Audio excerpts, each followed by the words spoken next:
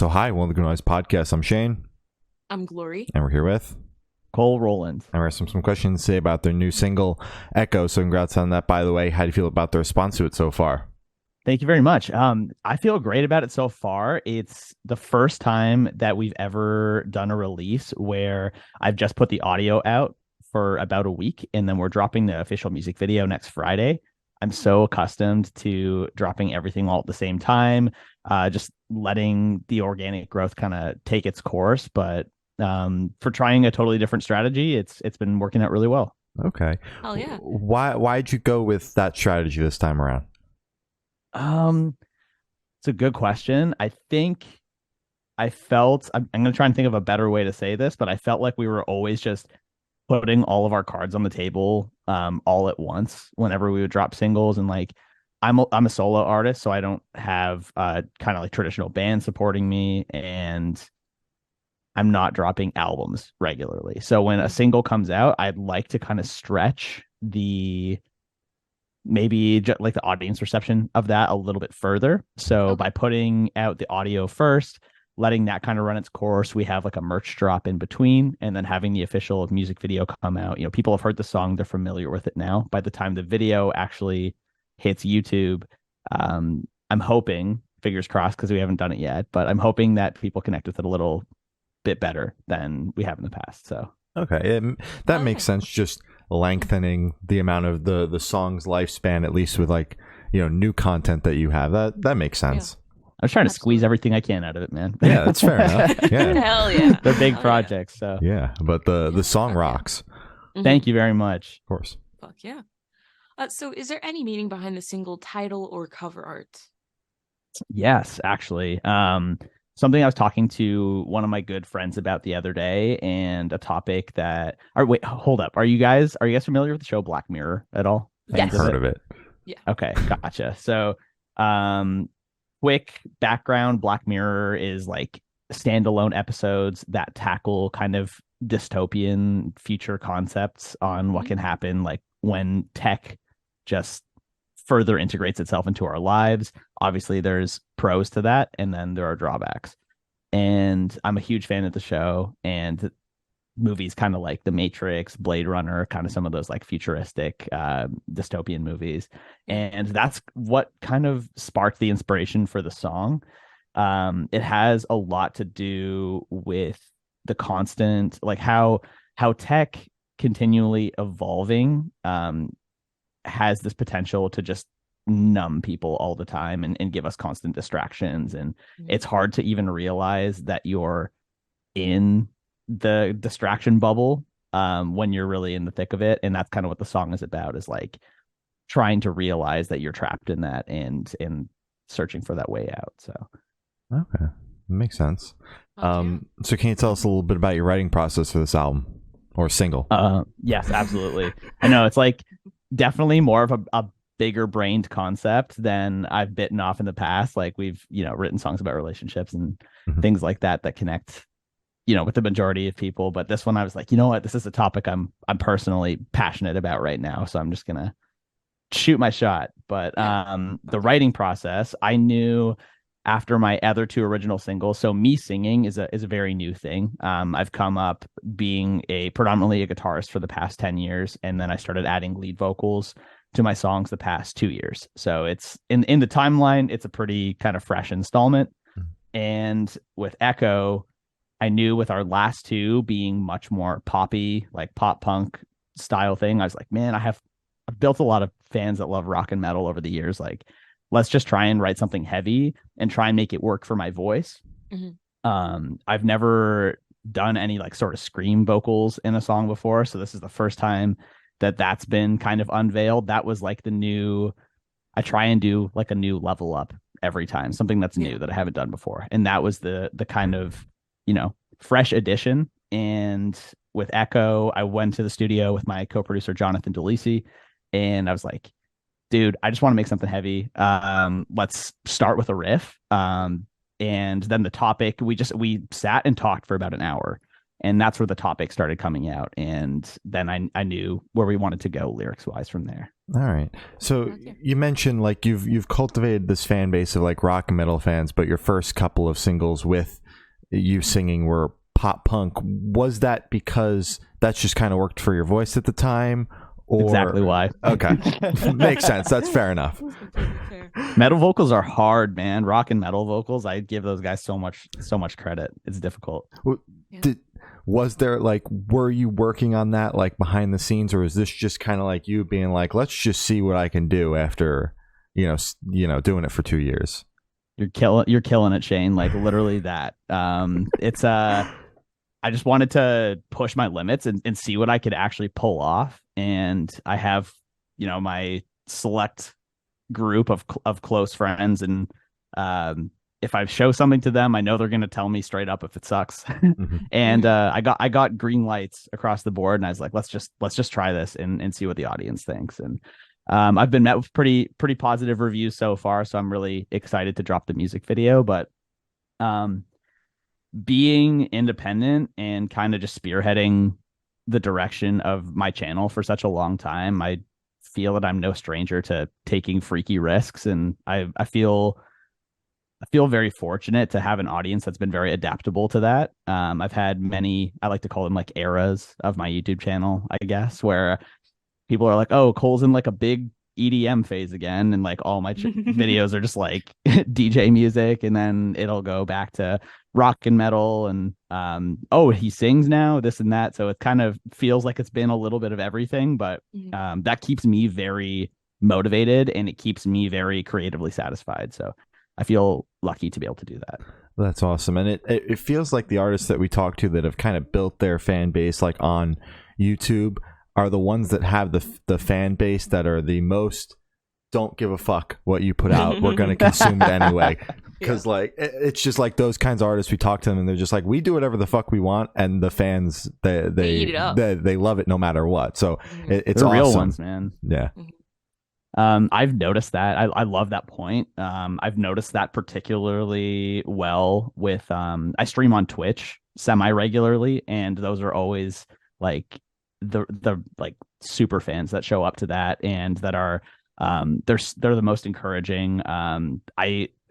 My kind of go-to thing to do on Twitch is I'll like produce music from scratch, or like I'm working on a new cover for my channel or writing a new original song, and these people that are coming to those streams kind of get a little more invested in the project because they've seen it go through all the growing pains. Yeah. And that has made it feel extra special when that song finally comes out in its, final form, whatever.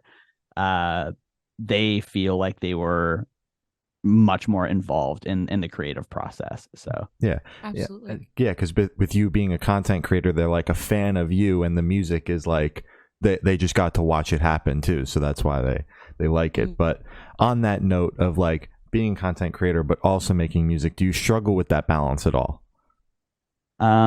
Yes, definitely. I think one of the I'm reluctant to call it like a distraction trap would be my kind of pseudo name for it, but it can be. My manager and I have talked about this a few times in the past of how it feels like there are vanity metrics that exist on social media that aren't actually as important as people think they are. What is more important to me versus, like, for example, getting 10,000 plus likes on an Instagram post that, picked up some traction or something like that doesn't mean as much to me as having 100 people come watch my live stream on Twitch and hang out and get to like actually connect with those people. That is a much more tangible metric that's important to me versus someone that sees you for like a couple seconds and then you never see again. Yeah. So yeah, I think that trap as on the content creator front it's tempting to get into that hamster wheel of being like, oh, I need to churn out things all the time, but you need to focus your efforts into creating things that are going to exist for a longer period of time. So that's what I've tried my absolute best to do with pairing Twitch is I go on there and I make something that ends up on YouTube, ends up on Spotify, like is going to exist longer than like the TikTok Snapchat a snapshot content. Sorry, but yeah, hope that makes sense. All right, yeah, Makes that's a unique perspective, and not even one that I have thought about, because like I work as an artist manager when I'm not doing this, and it's all about the TikTok likes, how many fucking TikTok views can you get, and it's Tell like, me all your secrets, Shane. Let's go, man. That's what we're here for. and just like hearing it from that perspective is not something that I've thought about in the past, so that was interesting. What do you find in your line of work is like on a typical day to day? Like, what do you find artists are the most focused on? They should be focused on TikTok, but they get so focused on like the big picture kind of shit that like they forget about the short form things that are kind of driving people's careers now, whether or not they want to, admit that. So it's like they spend, like, obviously you should spend time on your big picture thing, because that the branding of your band is important, but the branding for the short form is just as important. That's kind of what we've been working on with our artists, is like getting them to use TikTok as a tool and not see it as a weapon, and obviously the other short form.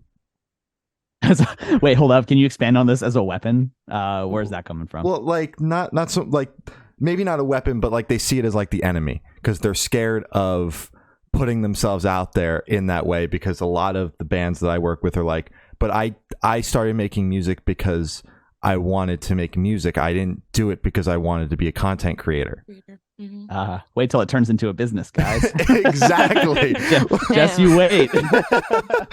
So yeah, that's what we struggle with, is like, it's not as scary as you want to make it out to be. And then the bands that see success with it are like, oh yeah, it was us all along. Meanwhile, we were the ones that were like, can you just fucking post a TikTok today? Oh man, yeah, you are preaching to the choir big time. I have this conversation with my manager Rich like super often, and it's frustrating when you, like, from the artist perspective, you've worked super, super hard on this single, and you've, broken your back putting this music video together and like all these things. And then it's like the main thing, it feels like the meta right now is just something super raw shot in your bedroom or like in your home studio or something like that. Mm-hmm. Mm-hmm. And I'm like, guys, watch the really cool music video that we made. It's badass. Like, I don't know. It's just like times are always shifting. I've been making YouTube content for about 12, 13 years, and I've seen so many different landscapes. When TikTok came out, I did not think it was going to be nearly as disruptive as it was, but like, got to adapt and overcome, man. It's how you survive. So absolutely. And it's aggravating to talk about like just how big it is for an artist's career, but like, that's just where we are, man. That's just the way it is. And you either embrace it or you push it away and hope by some miracle that you can be one of the few bands that are still popular just based off of doing what artists did 20 years ago. It's something that I find to be so admirable. It's almost like the polar opposite model, is like the 21 Pilots thing, or NF, like how artists like that just drop off the face of the planet for a year plus. Mm-hmm. And then come back with just a massive project, and all of a sudden they're just like top of the charts. Everyone's talking about them again, and I'm like, that's cool. Like, yeah. Obviously, there's scary things that come along with that too. But. Oh yeah. Yeah. But hey guys, I'm back. Yeah, but like every artist thinks that they have fucking Fueled by Ramen behind them, thinking that they can just like pump marketing dollars into making sure everybody remembers them from 2 years ago, and that's just not the reality.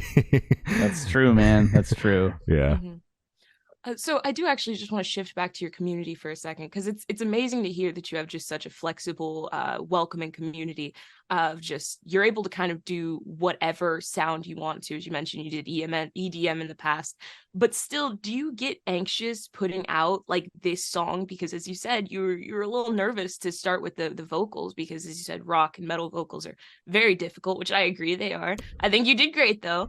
Thanks, Corey. Appreciate it. Of course. But putting out this single, were you still nervous? Did you still get kind of like that little anxiety of, fuck, this is different, I'm a little nervous about the vocals, are they gonna like it?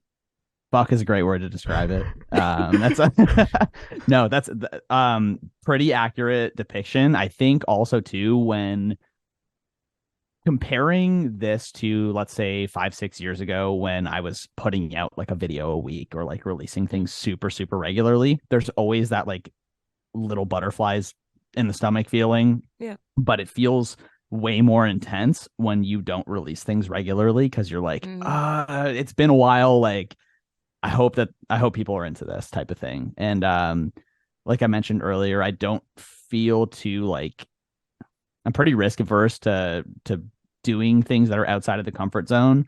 But when you're not regularly sharing these things, it can be a bit of a culture shock to people. And I think that's what made me nervous. But it makes it feel twice as satisfying when you do release it and you get some great feedback from people and you're like, oh, okay, yeah, I made a good call. Yeah. So absolutely. Yeah. Thanks. That was a great question. Thank you. Of course. So what is your favorite lyric off this track and the meaning behind it? Probably, I think the first line of the chorus hits. It goes, I scream into nothing just to feel something.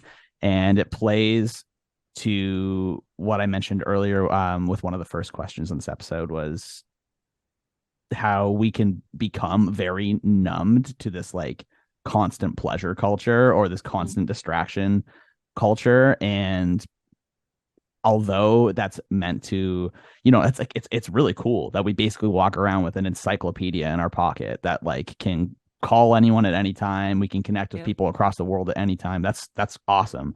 But it's supposed to be a tool. And some people end up kind of living their whole day in that thing very, very easily. It can become so addicting. And that kind of ends up not allowing people to like live in the present as regularly as they should, or maybe they have in the past.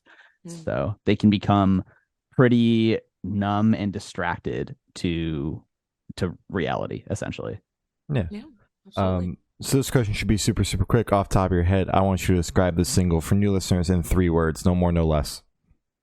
Heavy, intense, badass. There Fuck you go. yeah. Nice. I promise I'll get better at the lyric analysis, guys. This is like such a new thing to me. No, it's all good. What does this song mean to me? Yeah. Crash course. So is there a certain feeling or emotion you want this track to invoke in your listeners?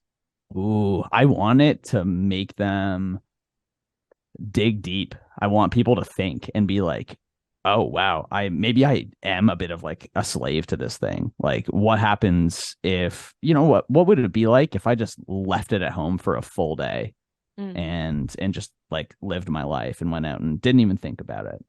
And I don't know, it's like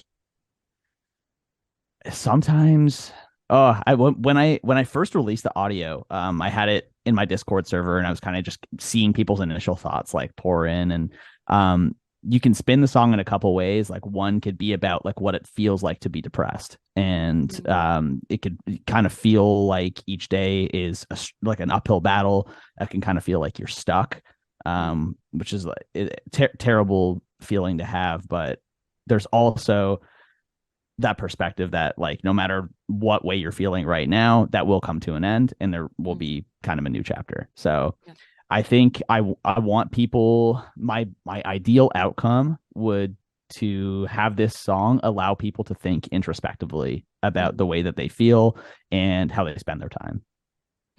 Oh yeah, absolutely. Fuck yeah.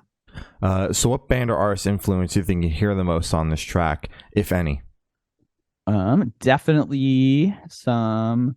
We start with the guitar solo. That's my personal favorite part. Definitely some Avenged Sevenfold influence. There is a specific guitar lick from a band called Born of Osiris that I like. I love Lee's guitar playing. He's so great, and I drew some inspiration for that with the guitar solo as well. And then I've always been like a big 80s rock guy, so I tried to fuse some of that into a modern kind of hard rock or metalcore sounding track. So that kind of tackles a lot of the instrumentals.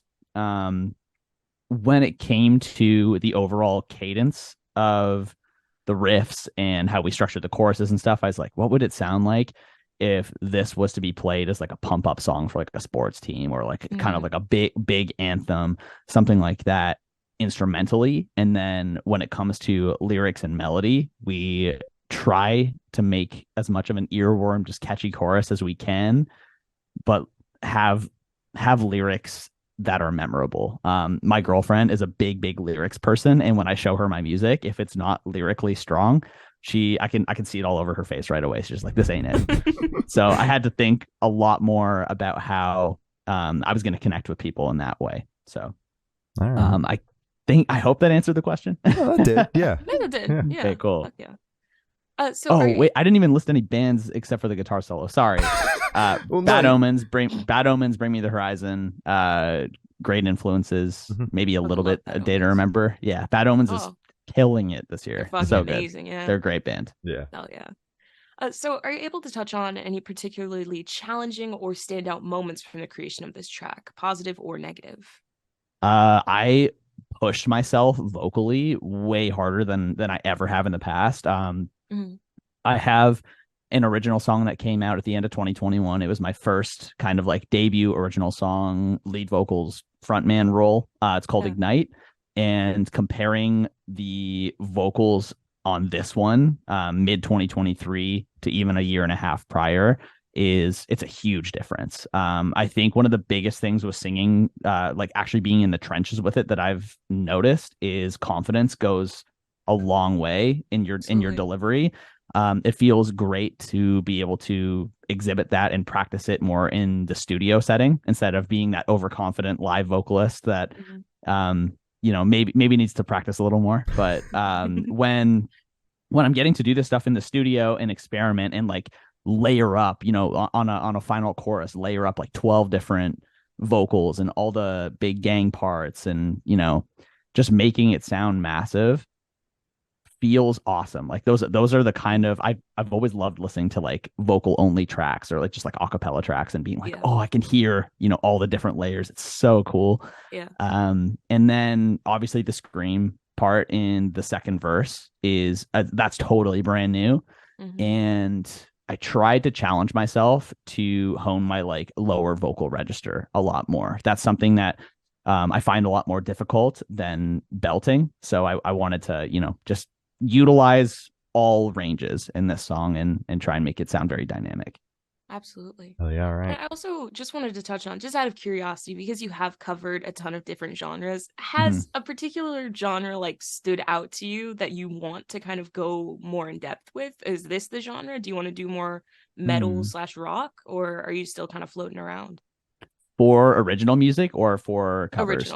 Original. For original, I think what I love creating the most is probably more like pop rock or I'd say like stuff that might end up on the radio. I just love the approach of trying to craft something that's like super catchy and connects with a ton of people.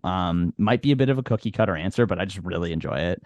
No, but when it comes to guitar abilities and like instrumental, just crafting songs instrumentally, making music like Echo is a really good time. And I think I needed a bit of like a mix up like that. And this is something that I feel has plagued me for a long time, is I have a bit of like genre ADD, for lack of a better term. Is like I like to mix it up. I love to show people that I can do more than one genre and do it well. Absolutely. And yeah, I think if I had to pick one, it would be the more like poppy or catchy stuff. But I like to do it all. It keeps things interesting. Fair Absolutely. enough.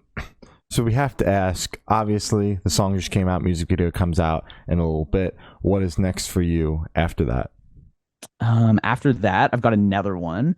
You can get the exclusive here. The title's called Disappear, and it's another original songs that will come out. And then something, a kind of like side quest of mine, I guess, is I've been taking a lot of these like classical songs, like for release by Beethoven, Moonlight Sonata, Mozart pieces and stuff, and I've been transforming those into just obnoxiously heavy metal songs. That's fucking badass. Yeah. It's sick. Yeah.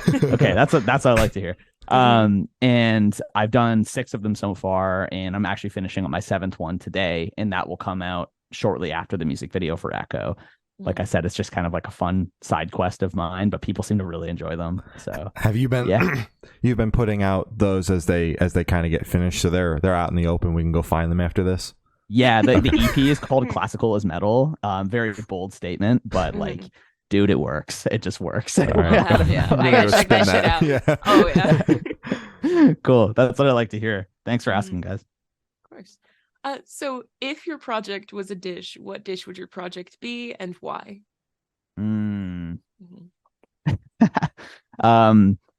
Those like super spicy noodles that are really cheap that you can get at the grocery store, that are like, they're punishingly spicy, but they taste so good that you just keep coming back for more. Absolutely. Right. Okay, perfect. And for the last couple questions, we're going to shift completely away from music and go straight to death row. Boom. So if you're on death row, what would your last meal be with a drink? Oh man, you have no idea how much of like a high pressure question this actually is, because my girlfriend, we've been together for almost 4 years now, and she brings it up to this day that she asked me what my favorite food was on our first date. And I said mashed potatoes, which is like the literally lamest answer. And she's Indian, so she's just so she's Indian, so she was like, that was the worst answer you could have possibly given me. She's like, how bland are you, man? So for the meme, I'm gonna go with mashed potatoes. And what would I drink? I don't know. Red Bull. Like, I'll go Red Bull. God damn, that is a rough meal. That's a horrible answer. Yeah, I don't know, man. Man. I want to go out with wings. So give me all the Red Bull. All right. I'm gonna regret that answer so bad. I know. Yeah. It's a horrible one, man. So if you could live in one fictional world for a week, where would you live? Ooh. Did you guys ever play the game RuneScape when you were kids? I've heard of it. I've seen it. I've heard of Never it, played seen it, never played it. Oh, guys, come on. That would, okay, RuneScape would be cool if it had better graphics. It's like, it still has that like made in the 2000s terrible look. What would be really cool? Oh, you know what game is really badass? Assassin's Creed Odyssey. Ooh, fuck yeah. Did you play that game? Okay. Yeah. I haven't played like too many video games that connected with me as well as that one, but I love Greek mythology so much, and like, man, they nailed it. It was so awesome. Pretty big game, and I feel like I just like pour through it so fast because I was like, oh my god, this is amazing. So I probably pick that one. The world design is incredible. I played all the expansions to it, and it just like, yeah, it's so good. Did you play it? I did play it when I was younger though. So okay. Yeah. Still, you know what, that works. Yeah. I'll go with Assassin's Creed Odyssey because I love Greek mythology. So cool. Fuck yeah. Right. Yeah. So I've now invested in the last question. Every single person that we've spoken to have said that it is the most important question. What's your favorite color? I'm gonna go with purple. Nice. Specific shade of purple?